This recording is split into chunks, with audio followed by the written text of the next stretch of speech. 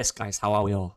I'm excited. I'll be honest. I'm very excited. I'm buzzing. I can't wait for this. Leeds United are on the brink of signing Georginio Rutter, Hoffenheim, the young wonder kid, the next big thing, one of the best talents in Europe. That's what people said about him. This guy is real. This guy is talented. This guy is good. The price tag is good. This guy could be very good. Let's get into who he is, what he is, his stats, his personality, because that's important as well. Let's get into it. Let's just delve into it. Who is he? Let's have a look. Quickly, about the price tag. So Phil's report here, it's going to be around £25 million as the initial fee. It's part of the talk package, which could go to 35 million. I've seen a lot of people online saying how this is a lot of money. Now, I'll back this up with stats very soon, but let's just take this in consideration. The price tag is irrelevant. It's about how he performs.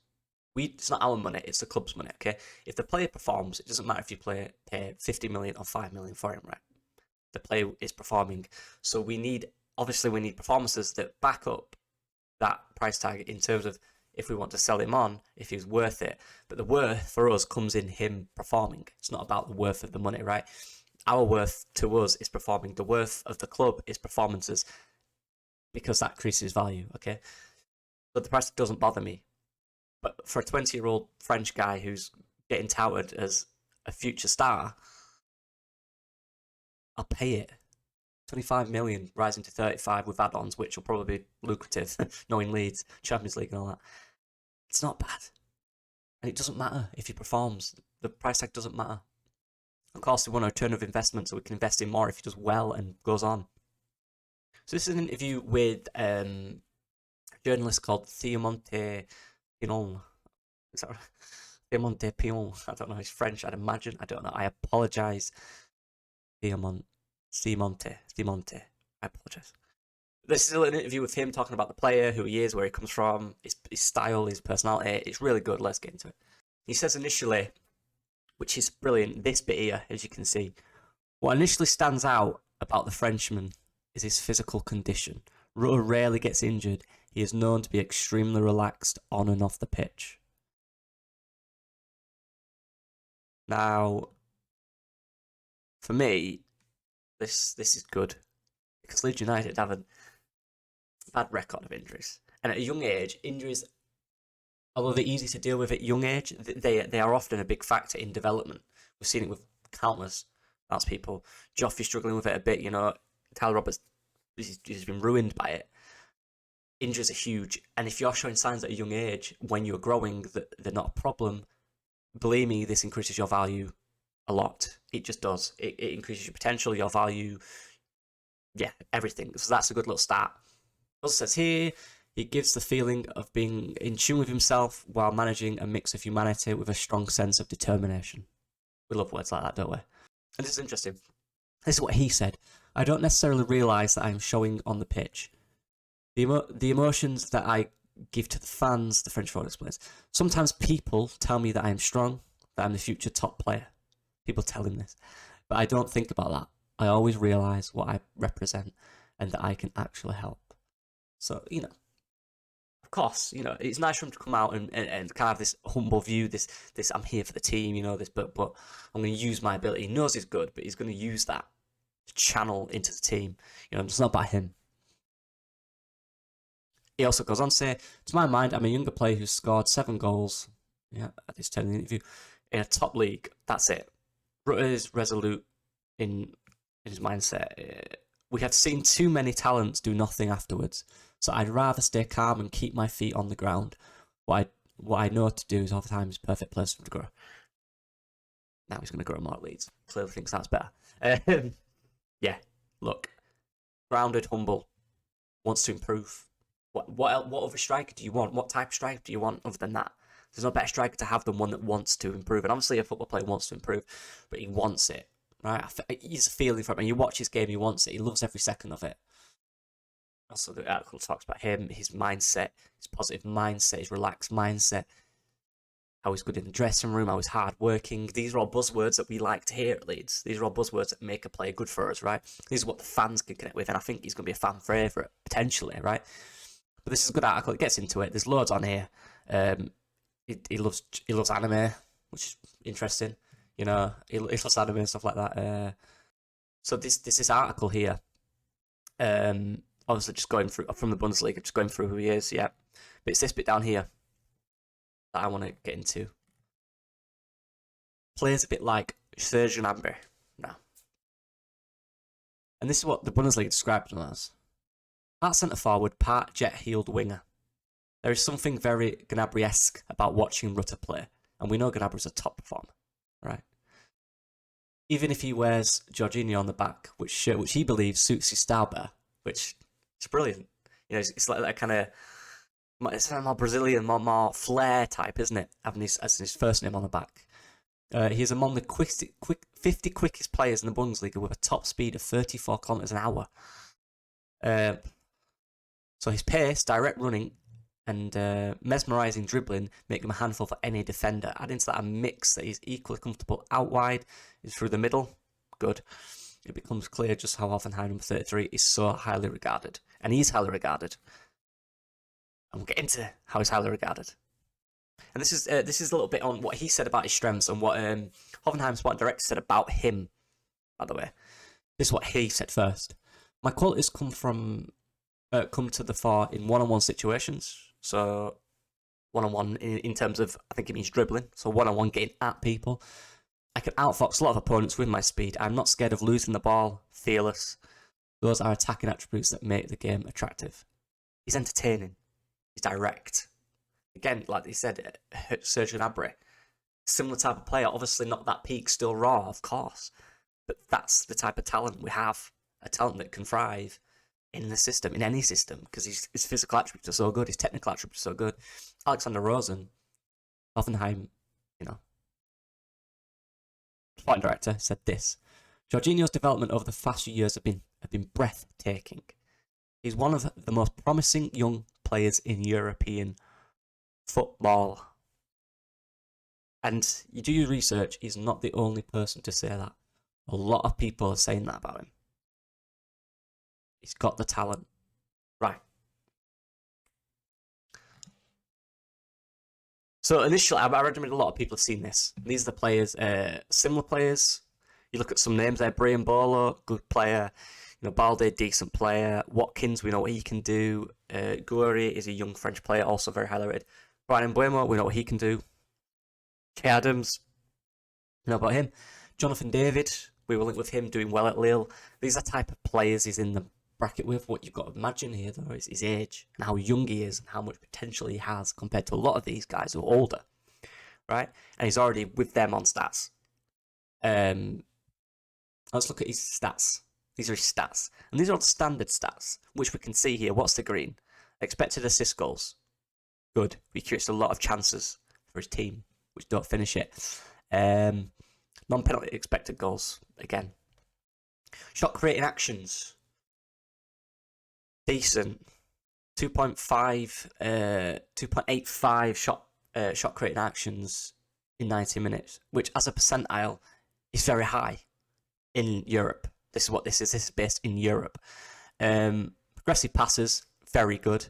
Pass completion is low, but let me just clarify what this means. So let's look at his passing stats, right? A lot of red, but let me just tell you what this means. Yeah, so the passes completed here is actually based on the amount he does. As you can see, look, so he attempts this many passes per game on average, right? Complete, sorry. And he attempts 15. So the attempts he does is low, right?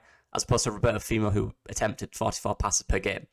That's the point. It's not saying these passes are bad. It means he doesn't attempt a lot, okay? As it said completed here, look. It's not too bad, about 60-70%, right? And again, we're past 60% there. It literally says it. So 6% of his passes are accurate in a game, which isn't amazing, but you'll see why those passes. Let's show you why. Progressive pass distance, right? Let's get into it. In terms of short passes, he does not attempt a lot of short passes. 5 a game, completes 3. Percentage 69%, not terrible. Not great in short passes. Medium passes, again, doesn't do a lot of passing. This is the amount of passes, remember, that's why it's so red. He doesn't attempt a lot. Griezmann attempts 10 medium passes. He attempts 3. So it's not like the bad. It's just saying they're not a lot, right? That's the misconception here. And then look at completed long. He attempts, 1 hole per game, which is decent. Okay. And it's fairly accurate. Pass completes long, 77%. So his long passing is actually better than short, which reminded me of Rafinha. Now, Rafinha was a direct winger. But his long passing was outstanding. You remember, he's got a bit of that about him. He's got a bit of technical ability, which is good to see. Obviously, he needs to improve short passing a few percent. 75% here would be ideal for Leeds. Maybe not. Maybe he's more direct runner. Maybe more of a dribbler for Leeds. Let's see. Assists. Again, yeah.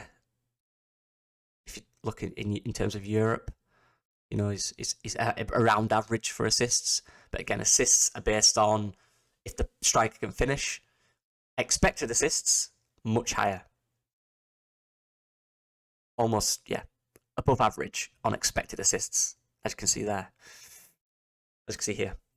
So he's expected to get more assists than average in that position as a striker in Europe. But the assists he does get are lower based on, obviously, finishing from the strikers, which he is one of. So maybe that's why he's not passing to a striker every time. He's passing to a winger, which don't have better finishing, whatever. You get my point. Look. Right, I was on the wrong one. This is expected assists. Even better. Much above average. Almost high. 93% in Europe in terms of expected assists. So creates assists for his teammates. He doesn't pass a lot. But when they come off, they're effective. So maybe he's a risk taker. Maybe he takes a lot of risks with his passing. But key passes, again. So this is passes that lead to a shot. Right, I haven't said much, really. Passing the final third, decent. Again, in the green, 60%, above average. Passing to penalty area, above average. Crossing the penalty area, above average. Progressive passes, way above average. Almost high. Now, progressive passes is what we like to see. Now, if you don't pass a lot, but it progresses the ball a lot, whether he's running with it or he's passing it. That's a bit on his passing, because I saw a bit of criticism about it. So yeah, there's more to it than just that. As you can see, quickly as well, loves a switch, loves a cross. We take a lot of crosses. We can do switches. If we play with that willingness on the wide, staying wide like he did against Cardiff in the second half. Shot creation action, good. What's this here? Now this is it. The dribbling. Look at this. Successful dribbles that lead to a shot attempt. Direct, intensive. These are things we like to see. Fouls drawn leading to a shot attempt. Again, shades of Nyonto here, right? Defensive actions that lead to shot attempt. What's this one? Successful dribbles that lead to goal. 95% in Europe, the highest. With the highest being Kylian Mbappe. He's up there. He's 95% in Europe in terms of this. Dribbles that lead to a goal. Very impressive. Defensively, we know he loves to press, he loves to run, he loves to block, intercept. Yeah, look, you see it all. He loves it. Errors, low. That's good. Tackles, decent. Tackles, 1, even better. He wins the ball back high up, which is great for our pressing.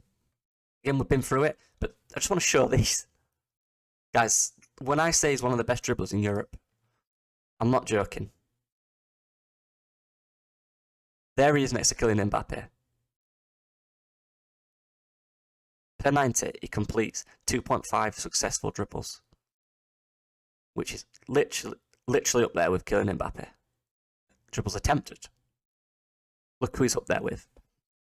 I think he's one of the top. I think he's top 4 or 5 in Europe in terms of dribbling. That doesn't excite you. I don't know what will.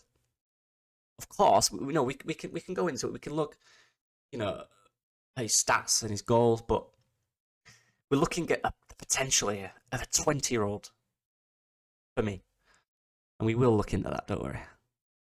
In his first season of Bundesliga, this is when he was 18, 19 years old. 33 appearances. I think 21, I believe, were starts. So 21 starts around that. I can't remember. It might have been less. With 8 goals and 4 assists in a Bundesliga. At 19, he's good. Very good. Now, there's no doubt about it. He's not had a great start to the season. He struggled. But as you can see, he's played as a centre forward. Whereas last year, he played in other positions. Mainly centre forward, but played out wide. And he's clearly not, he's a young player. He's inconsistent. He's not found his feet this year. Let me just clarify this by saying, look, if he does find his feet, and he's this player that scores 15, 20 goals a season already, he's not playing for Hoffenheim. He's not going to Leeds United. He's playing for Bayern Munich. He's playing for PSG. He's playing for a top team. Like, people saying they want more goals with his other attributes would not be a Leeds player. His other attributes already make him very impressive. If he had goal scoring consistency as well as that, guys, we'd be nowhere near him. He'd be 60, 70 million. Like, we've got to add context to who we are. Look, he's not going to come in and score 20 goals yet. Right? He's not that player. He's a young player that is developing, who is very good at going forward, very good dribbler, very good progressor of the ball, which is what we need. If you think for 1 second that he's going to score, if he's going to come in and not impact it, I believe you're very wrong. From what I've seen about his personality, his laid-back nature, but his demand to want to win and his demand to help the team, mixed with his ability as a footballer, I believe he could be very big for us this year and next, and for however long he stays. Personally, we can't just look at goals as a prerogative as to say, oh, he's rubbish. No, he's not. He's very highly touted by a lot of journalists, a lot of people, football managers around Europe. Go on Google, search, they're everywhere. I had to pick 2 or 3. They're everywhere. Very highly rated. Very highly rated. I just talking about Serge Gnabry earlier. Look at him. Look at Serge Gnabry when he was 20. Who he's been compared with? He was at West Brom. Didn't play a game. No goals. Then he went to the Bundesliga. A year older. 2 years after he did. After Rutter did. 27 matches played. 11 goals, 1 assist. So in terms of goal involvements, very similar to Rutter's last year. Full season. Very similar games played as well. Okay? Then he went to Hoffenheim. And again, this is 3 years older than what Rutter is. And did very similar again to what Rutter did in his first season in the Bundesliga. 10 goals, 5 assists. That's at Hoffenheim. Then he went on to Bayern Munich, did bits. Like, let's remember what we are. We're not getting a striker that scores 20 goals with his other stats. They don't exist for us. That's Mbappe. We don't have that. They're not coming to Leeds. They're going in the Champions League. They're going to everything they can to be in a top 3 team in the world. We don't have that. Gakpo, we don't have that. Just 2 out of our price range. This guy's 20 years old. And he's already shown that he can do it. He is proven in Europe. He did last season. He was very good in the league. His stats show it. And what the coaches say about him, what journalists say about him that watch the Bundesliga say about him, he's got a very high potential. And he's a very big rising star. I can't wait for this. I beg he don't fail his medical, otherwise I look stupid. But yeah, appreciate the support and let's back him because believe me, there's real talent in here. Like I said with Njonto, when everyone had a go at him, we're not that. We're here. We're trying to get up here. And we need these players that have got the talent, that have not quite maximising the potential yet. They're the players we go for because they're the players we can get. And they're the players we can build on. Our Somerville, our Njonto, Rafinha. These are the players. Sinistero, if you get, hopefully. Right. Yeah. Thanks for the support. I look forward to this. I can't wait. If he doesn't sign, I'm be fuming, but thanks for the support. Appreciate it. Leave me a comment. What do you think? What do you think of him? Let me know. And yeah, peace.